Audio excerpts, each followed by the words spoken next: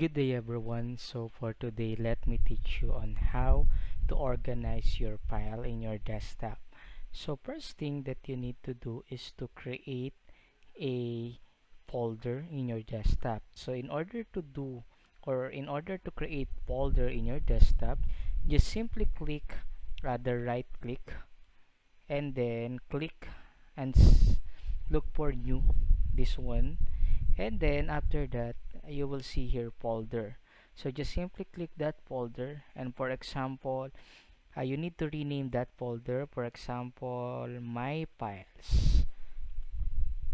And all after that, you may now move all the files that you needed to be organized with. For example, you want to transfer this document, you can just simply drag it to the folder.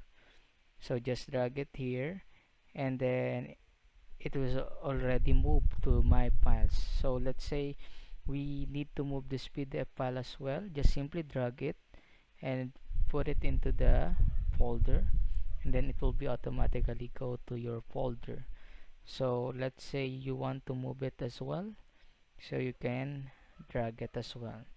So as you can see, once you click this folder here, so this is what happened.